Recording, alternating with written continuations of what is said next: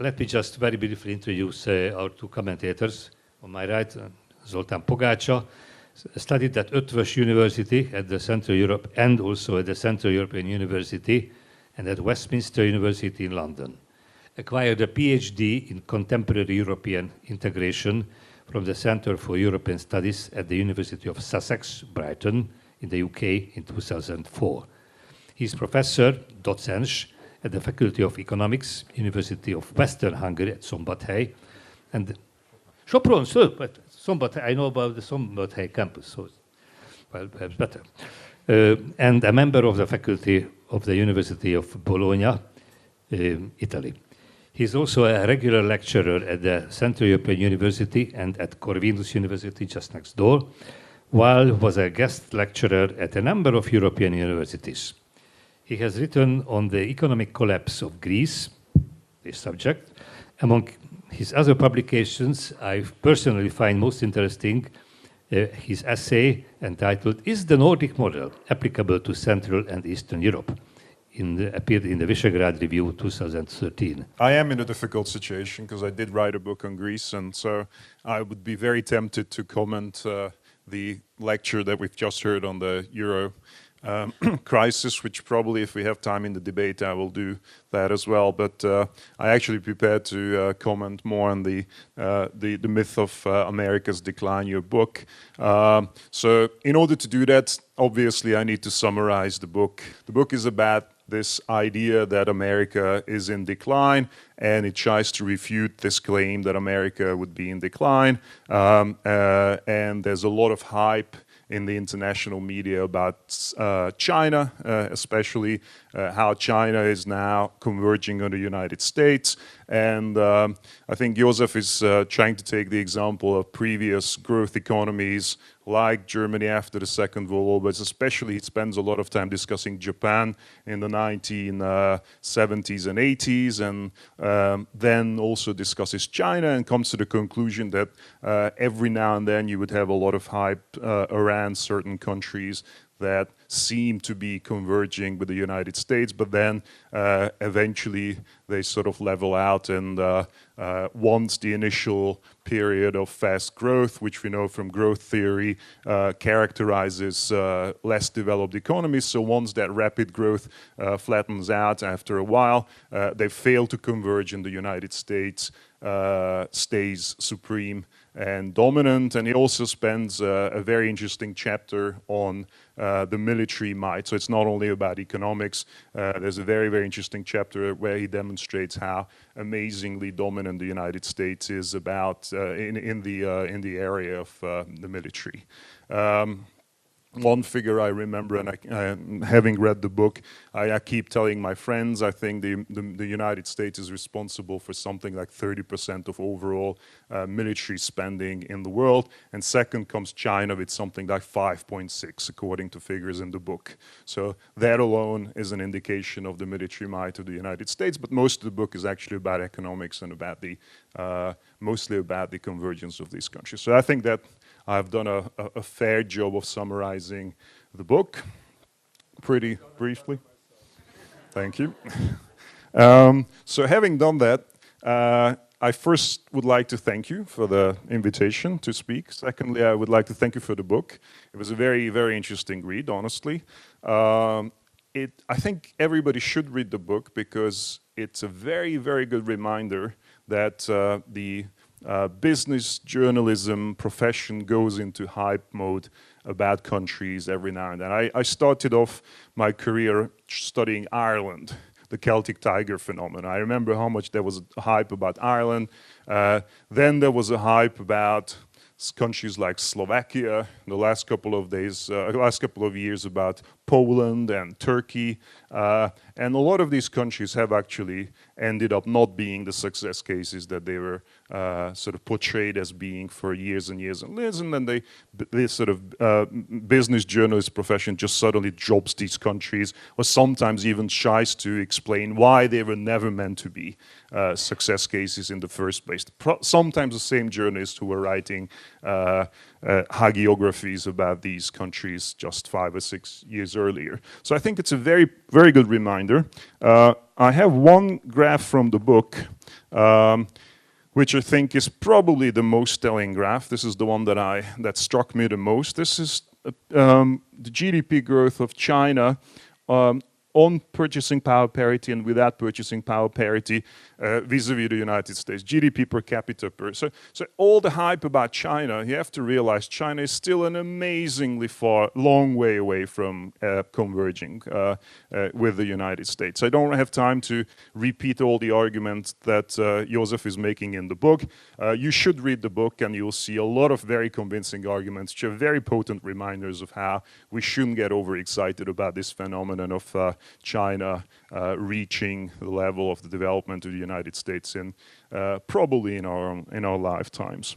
So that's the part where I completely agree with Josef. I think that he's done a very good job of reminding us of how China is not the star, the sort of shooting star that it's meant out to be. Where I take issue with Josef's book is the part about America, the part about the United States. Accidentally, you mentioned Yanis Varoufakis in your talk, and accidentally at the point when Danube Institute wrote me an email and said, do you want to talk about the book, do you want to reflect on Josef's book, which I welcomed, I was reading Yanis Varoufakis' book. And so in the introduction it was mentioned that the Danube Institute likes to reach out to the other side. Well, this is way out to the other side. This is exactly the complete opposite side. I was reading Yanis Varoufakis' Modern Political Economics, which is a very, very good book, and I also recommend people to read that, which is a more academic version of a more popular book that he published called The Global Minotaur. The Global Minotaur is available for even those of you who are not economists by training. The Modern Political Economics is a really, really hard one with a lot of mathematics in it, so I just only recommend that to people who are trained in economics. It's a very, very good book. And so the Yanis Varoufakis' argument is exactly the opposite of Josef's argument. So it was very, very good reading these two books at the same time, because I got a clash of two very different points of view. And so I'd like to use some of the graphs from Yanis's book, Varoufakis' book, to comment on Josef's book. The one thing which I was missing in Josef's book was the issue of debt. And given the fact that we are actually living through a debt crisis, there's a lot of very impressive figures about GDP growth, etc., etc. But living in an age which is characterized by incredibly indebted economies, especially since 2008, one naturally tries to find the issue of debt. And as I'm reading the book, I'm always asking myself, so when does he introduce debt? When does debt come into the picture? Because obviously debt has a role in fueling inflation.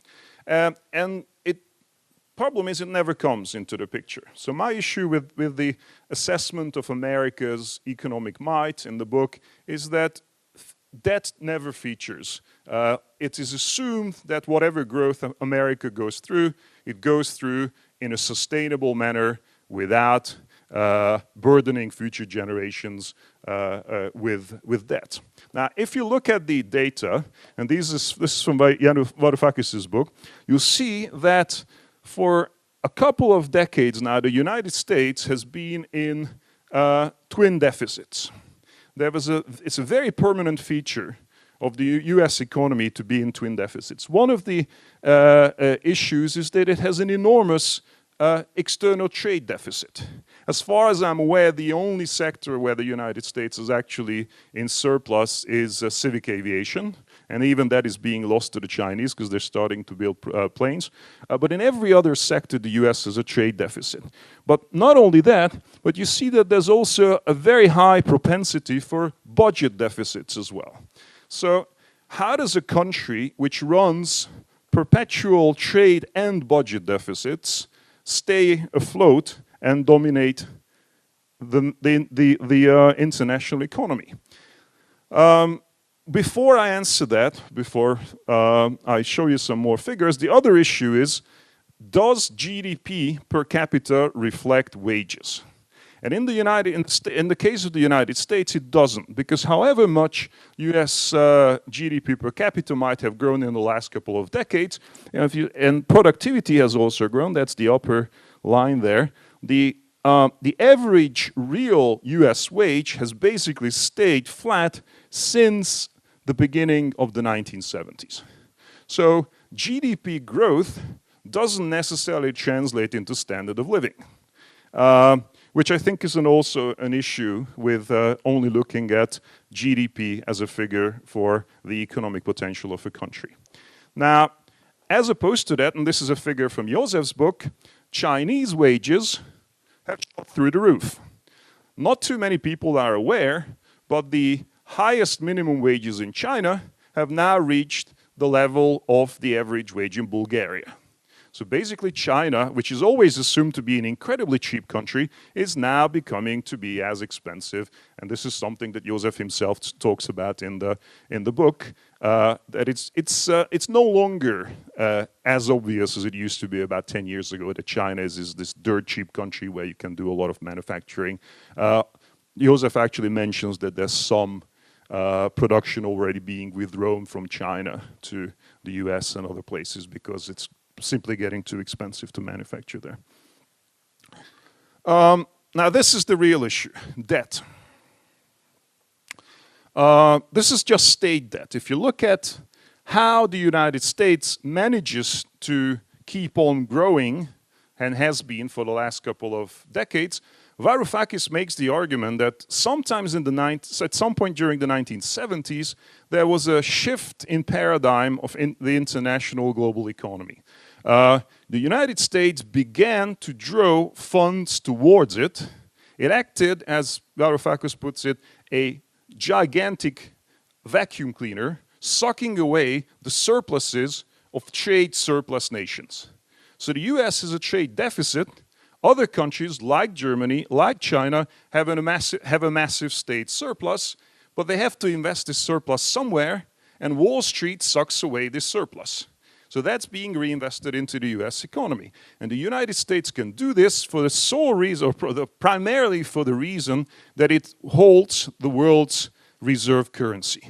So the status of the US dollar is unique in contrast to every other currency in the world. Only the US is able to do this. And therefore, for the last couple of decades, basically the US economy has been relying on this suction of surpluses from elsewhere, which made the United States very indebted. And of course, who holds the debt of the United States? Well, as we know from the international business press, it's primarily China, but also a lot of similar countries like that. So there is a global mechanism at play here, which makes the United States incredibly indebted. And this is just the public debt. But if you look at private debt, it's the same issue. If you look at finance, business sector, even households, their debt levels have also been increasing. So much of the growth in the US in the last couple of decades, which I don't see featured in your book, comes from debt. In fact, there is an Australian economist called Steve Keen, who in his famous book, Debunking Economics, actually looked at the issue of debt and found that since the 1960s especially, it has mostly been the increase in debt which has created demand for growth. So he actually makes the claim that some point around 1967, debt becomes the primary growth engine of US growth, and without increasing debt, the US would not have grown at all. This is the role of debt as a percentage of GDP in creating demand. As you can see, it's massive. By the time we get to the crisis of 2008, something like 28% of overall demand was created by debt. This is the whole process of subprime lending, mortgages, CDOs, credit derivatives, etc., etc. So this whole bubble economy, which basically collapsed in 2008. So it's a non-sustainable form of growth.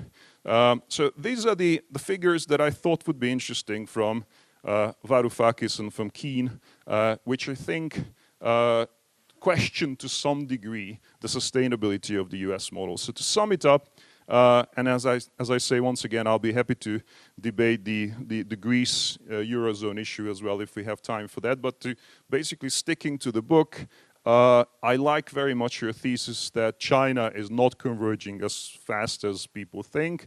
I think it's a much slower track, and there is no guarantee that there will ever be convergence. There is no reason why, as you write in your book, Chinese growth shouldn't flatten out before it ever converges. But I'm much more skeptical about what you write about the United States. I think the US model is an incredibly unsustainable model, mostly based on that, and has been for a long time.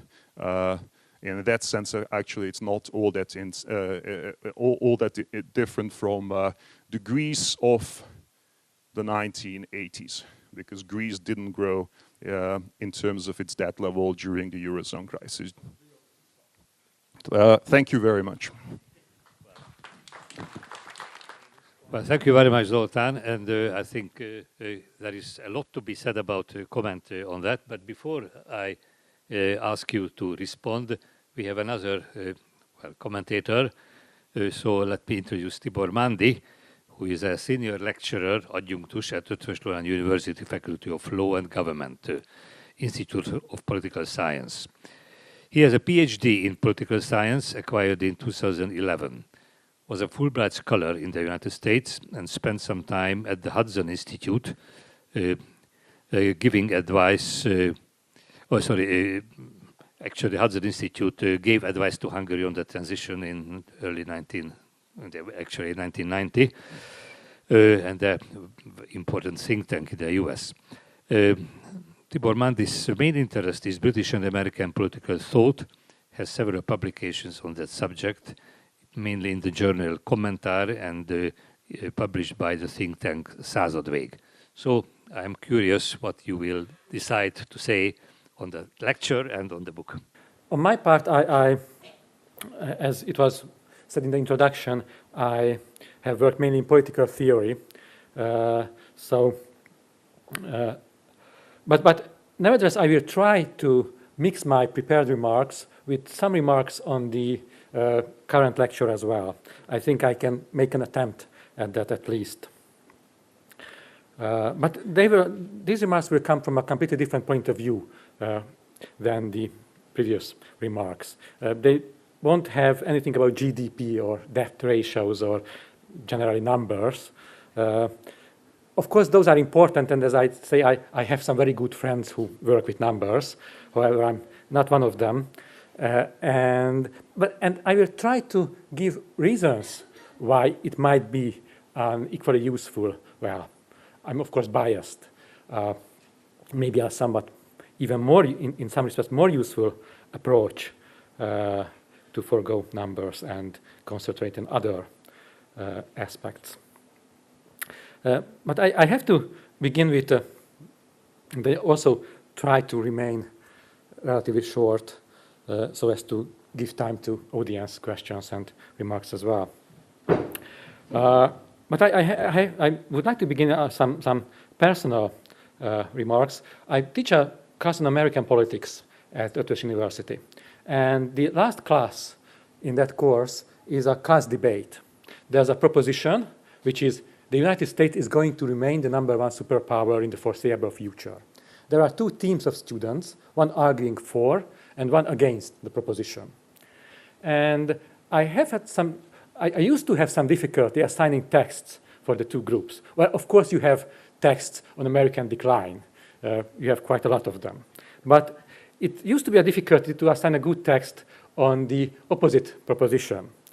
So I was especially pleased when I came through Professor Joffe's article in Foreign Affairs, I think it was in 2012, about the myth of America's decline, which I think was the basis of the book, and which refutes, of course, many of these arguments about American decline, I think, quite effectively.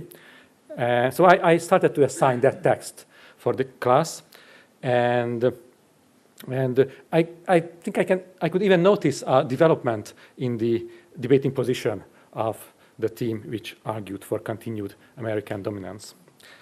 So I was indeed looking forward to this afternoon, and why I especially found Professor Joffe's approach convincing is that he of course, he deals with numbers and economic figures and so on, and I think there he gives a very persuasive case. But he also emphasizes something else.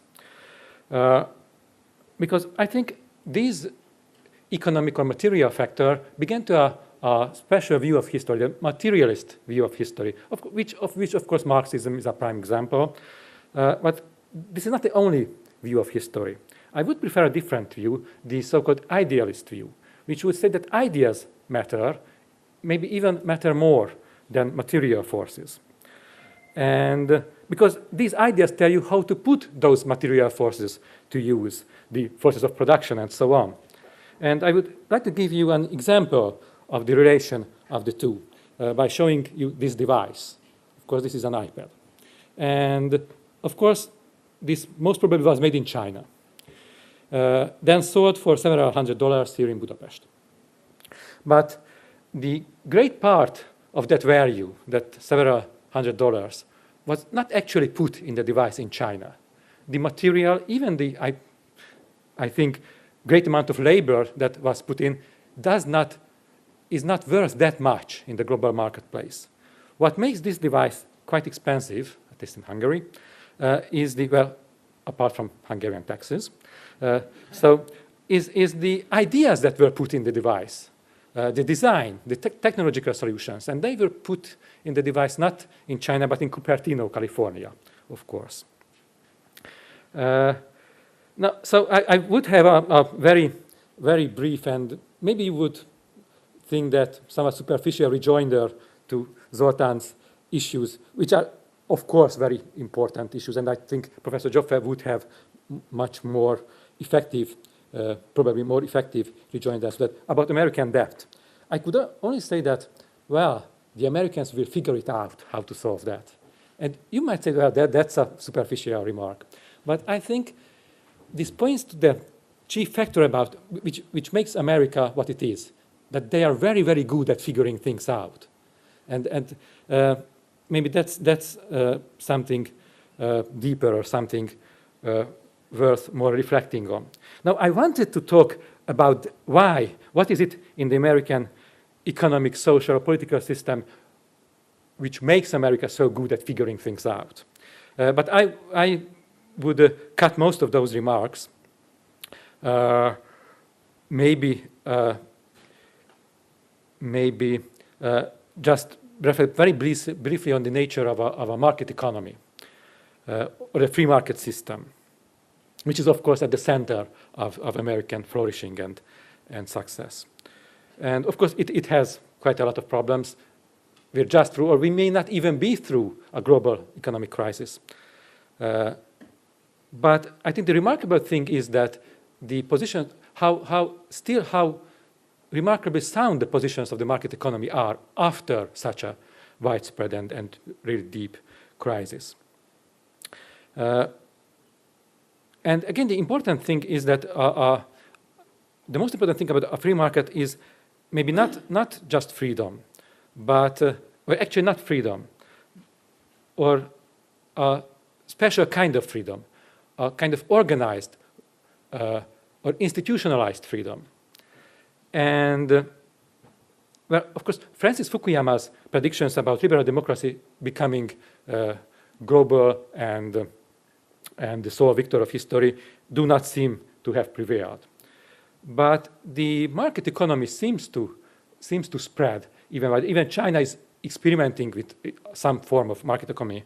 What is missing are the institutions underlying that economy in the United States and in the Western world, the political institutions, which support this sort of well-regulated competition and the freedom from corruption, for example, freedom from distortions that make this kind of economy good at figuring things out, solving problems, solving crises, and which let creativity flourish, which leads to creating devices like the one that I just showed you. So I think this is where the great strength of the US lies, in economic and political institutions. And if we compare the US to the EU, and remember, I think there was some point when in Professor Joffe's book there are chapters about different epochs of American declinism. The Russians are coming, the Japanese are coming, the Chinese are coming now, of course. And there might have been some point when the Europes were the ones who were supposed to be coming, the Europeans. But they don't seem to be anymore. And again, you can give and we just heard a very good economic analysis or sort of political economic analysis of that, why that might be the case. But I would turn to the world of ideas again, the world of political ideas again, to give an explanation. To Alexis de Tocqueville, who of course was the greatest, maybe the greatest writer on the nature of the American system. And he has a remark in his famous book, Democracy in America, comparing the US to Europe. And he says at that point that he doubts that Europe could be organized along the lines of the American Constitution, namely on the lines of American federalism, that there could be such a thing. Of course, Tocqueville does not use that word, but this is what we would use today, that there could be such a thing as a United States of Europe. So Tocqueville says the reason why that cannot be imagined is that in the US, Georgia and Maine, which are separated by several hundred miles, are more similar than Normandy and Bretagne, which in France are separated only by a river. So there are some preconditions where you can put a federal place along the lines of the US Constitution into place. Now, the genius of the US Constitution and the American founders in that regard is that they seem to have successfully united the power of a large state, now even an empire, with the freedom or liberty of a small republic. This is a very, very difficult task, and indeed it hadn't been done before in human history. I don't think it had been done before, at least not with that kind of success. Now, on the other hand, the European Union currently, to me, seems to have done the complete opposite, uniting the weakness of small states with the internal conflicts and rigidity and bureaucracy of large empires.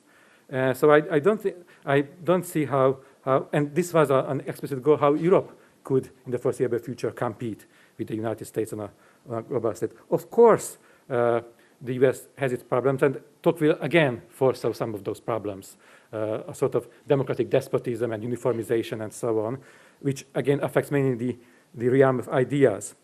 And I would conclude with saying that the most significant factor that could undermine US success, to me, also comes in the area of ideas. And this would be a loss of belief in itself, a loss of self-confidence. And you can see signs of that in American foreign policy and so on. The US has been a remarkably confident power from its birth, and it helped it solve many crises. It helped it figure things out. But if you don't believe anymore that you will be able to figure things out, then at one point, maybe you won't. So that's why the myth of US decline in the end might become a reality.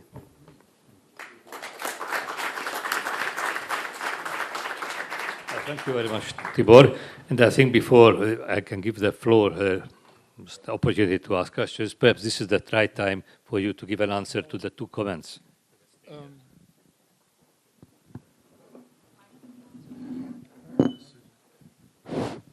Well, again, as I said, this mishap gave us 2 lectures for the price of 1. And that's thank you to those 2 very benign commentators and the leader of our discussion. Let me quickly respond to Tibor, whose core critique was debt. And he rightly points out that the United States... Zoltán, wait, Tibor is here. Yeah. Sorry, I'm sorry. I see I'm... some of the confusion persists.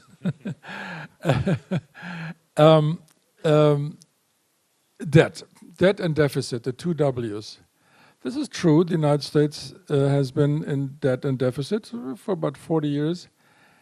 But I wonder whether that's a good way to measure impending or real decline. Let me tell you why.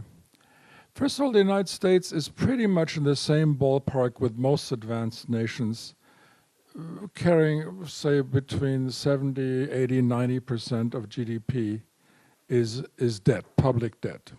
So there's nothing exceptional about the United States. But the more telling point is the following one.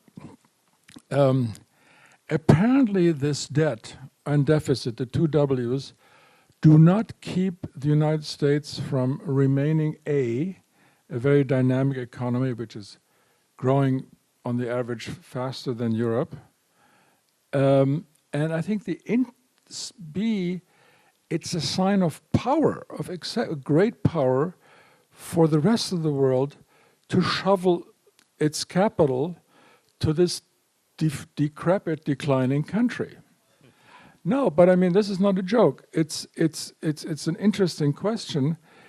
Normally, we would not put our money into a country as we would not give to a person our money who is permanently in debt and who's permanently overspending. So the fact that right now is a perfect example. Why is the dollar rising? It shouldn't be rising.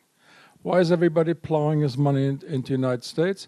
Well, we could think about a lot of reasons. All I want to say is that apparently the two Ds are not the powerful factor that it should logically be, and what our commentator said today. Let me put this a contrario by using an opposite example. Take the most indebted country in the Western world. Do you know what it is? It's not Greece. Greece only owes about 175%. It is Japan with 250% national debt of GDP.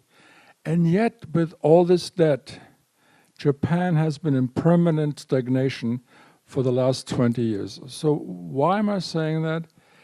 I don't think debt is a very powerful explanatory factor if you look at those two countries. Japan, gigantic debt comes with stagnation, and here this debt of the United States and the deficit, which, by the way, is pretty low compared to other moments, acting as a magnet for the funds of the rest of the world. So I want to stop here and say you have to look at other factors in the American economy to explain this paradoxical inflow of capital. That is, I think that. Now, let me ask ourselves, how do we measure decline? There are 1,000 ways in which you can measure decline. I looked at decline in terms of long-term time series, last 40-odd years. And if you look at real GDP or real share of global GDP, you know, with all the kinks ironed out, inflation and parity changes, what have you, there's something very surprising. That over the last 45 years, the American share of global GDP has stayed more or less the same, 25, 26%. You know who in that respect is really declining? Make a guess. Who's like visibly declining in terms of losing global GDP?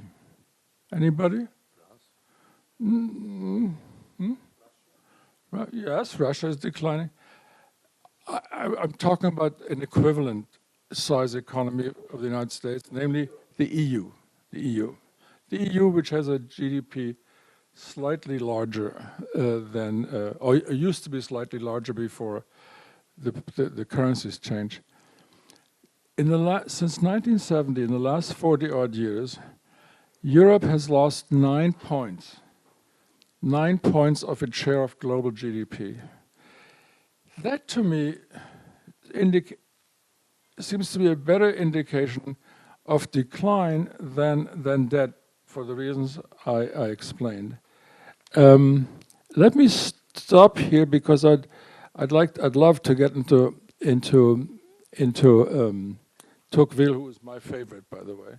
He's still Tocqueville. If you want to understand America, read Tocqueville. Unfortunately, the translations are never very elegant, but it's worth it. What makes for an internal strength of a country? Debt or no debt, growth or no growth? And to me, the symbol is Sergey Brin. Who is Sergey Brin? He came to the United States as a baby, Russian parents. And as you all know, he now runs Google. And you wonder, why does Google take place in the United States and not in Russia or Hungary or Germany or France? You show that thing here, that Cupertino. Google is on Mountain View. And if you try to elucidate why it happened there, it's very hard to duplicate these conditions elsewhere. First of all, there's this Russian emigre kid who ends up at one of the best universities in the country, Stanford. There are no best universities in Hungary or Germany or France. They're all pretty much the same level.